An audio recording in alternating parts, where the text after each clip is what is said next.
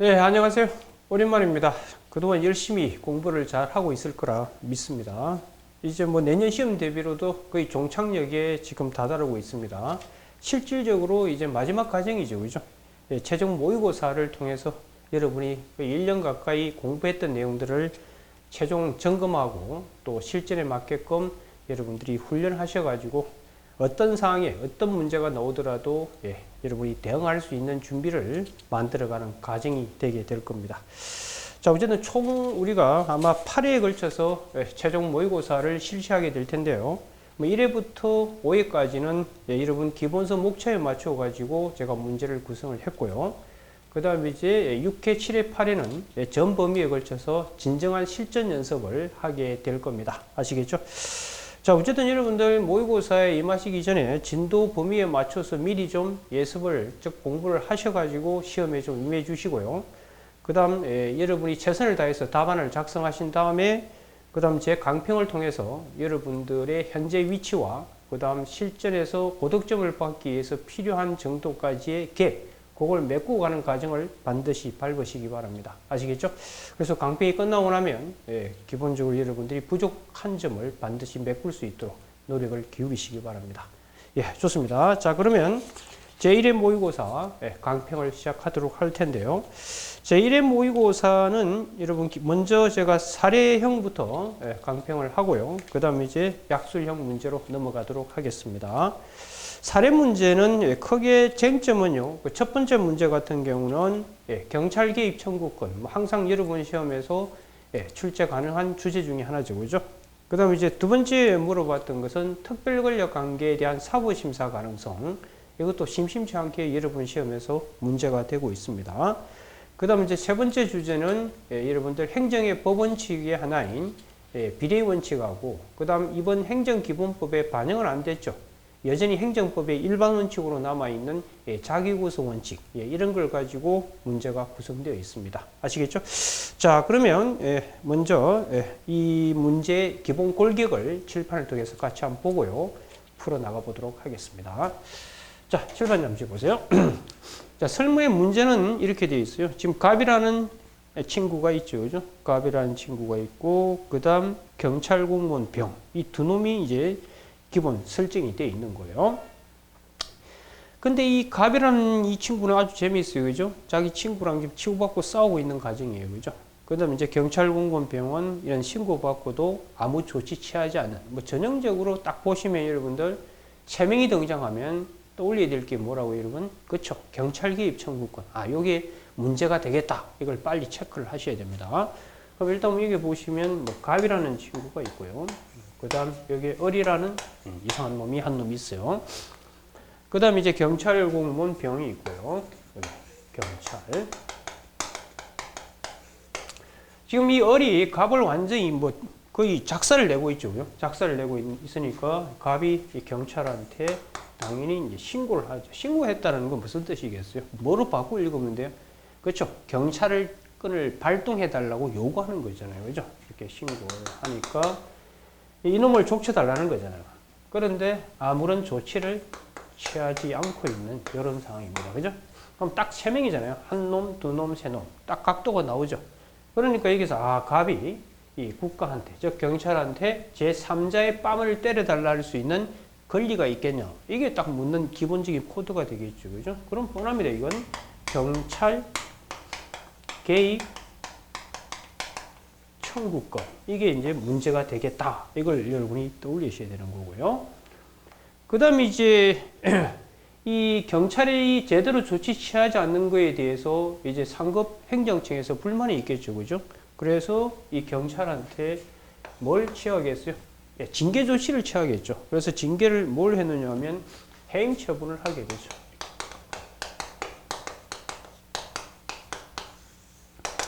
그렇죠. 그러니까 병 입장에서는요, 뭐 그 밑에 설문에 보면 아시겠지만 병은 경찰 공무원으로서 사실 성실히 그동안 잘 근무해 왔었고요. 그죠? 그리고 8회에 걸쳐서 표창도 받았고, 이런 게 쭉 나오면 이런 걸 감안해 봤을 때 해임? 너무 심한 거 아니야? 이런 생각을 떠올리셔야 돼요. 그럼 그게 비례 원칙이겠다. 이걸 설문을 통해서 빨리 캐치하는 능력을 기르셔야 됩니다. 그 다음 또 보면 뭐냐면, 유사한 사안에서 딴 경찰 공무원, 이렇게 조치 취하지 않았던 딴 경찰 공무원한테는 그동안 뭘 한 거죠? 보다 가벼운 정직을 해왔는데, 유독 왜 나한테만 해임 처분이냐? 이러니까 이건 차별에 해당하죠. 그럼 차별 중에서 우리는 평등 원칙도 있고, 자기구속 원칙도 있는 거 아실 텐데, 제가 어떻게 구분하라고 그랬죠? 그렇죠? 예, 선행 간에, 관례가 있을 때는 그때는 평등이 아니라 자기구속 원칙으로 접근하는 게 우선이라고 그랬어요. 그래서 평등과 자기구속 원칙은 특별법적 지위, 즉 평등은 일반법적 지위다. 이렇게 이해를 하시면 돼요. 그래서 일반과 특별이 충돌하면 특별법 우선의 원칙에 의해서 특별히 우선하는 건 상식적으로 알고 계실 겁니다. 이해가 되셨죠? 그래서 그런 것들을 엮어서 이제 만든 문제가 될 겁니다. 그래서 이 해임 처분 관련해서는 두 가지. 첫 번째, 비례의 원칙. 비례의 원칙에 반할 수 있겠다. 그 다음에 이제 두 번째, 이건 자기구속 원칙에 반할 수 있겠다. 이걸 또 올리셔야 됩니다. 그래서 여러분들이 사례를 풀어간다는 건 제가 새삼 강조드리지만 설문을 통해서 숨어있는 쟁점을 숨은 그림 찾기 하고 똑같은 거예요. 그걸 캐치 못 해내면 아무리 여러분들이 암기가 잘 돼 있다 하더라도 뭘 써야 될지 모르는데 점수를 어떻게 받을 수 있겠습니까? 그래서 사례라는 거는 외운다고 될 일이 아니고요.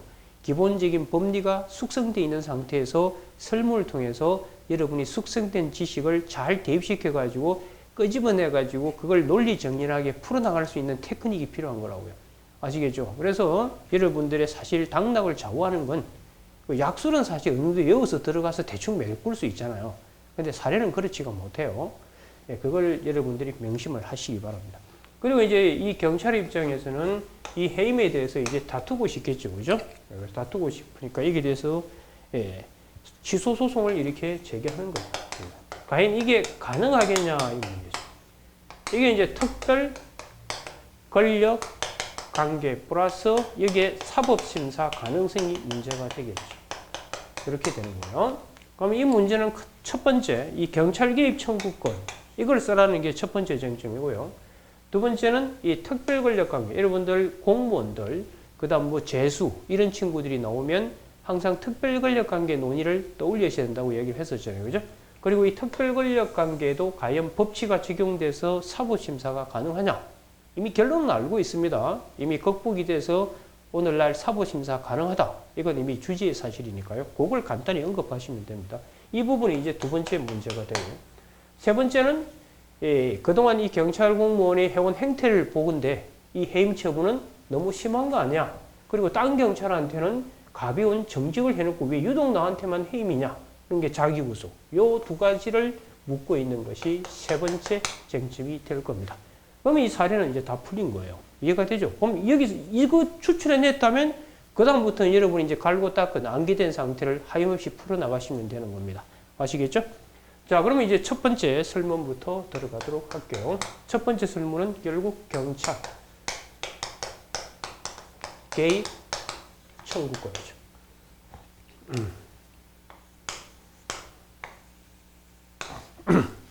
이해가 되셨죠? 자, 그러면 문제를 같이 한번 볼까요?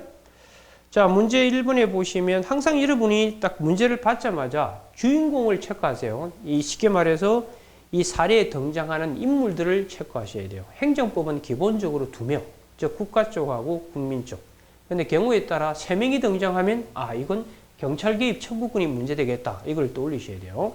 여기 보면 이제 갑이 있고 그다음 을 체크하시고 그다음 하나, 둘, 셋, 네 번째 보시면 이제 갑 체크하시고 그 다음 줄에 신고했다 돼 있죠. 간헐이. 쉽게 말해서 나 좀 살려주세요라고 발동을 요구하고 있는 거라고요. 그런데 이제 경찰 공무원 병이 등장하죠. 자, 이 경찰이 어떻게 했죠? 그 다음 줄에 아무런 조치 취하지 않았죠. 이 부작위하고 있는 거죠. 그런 사이에 이제 이 갑이 경찰의 도움을 받지 못해서 사망에 이르는 이런 일이 벌어진 겁니다. 사실 여기서 제가 묻지는 않았지만 기본적으로 이 경우에 갑의 유족들이 국가를 상대로 국가배상 청구할 수 있겠는가? 이것도 얼마든지 물을 수 있는 중요한 문제죠. 그죠? 이게 바로 부작위로 인한 국가배상.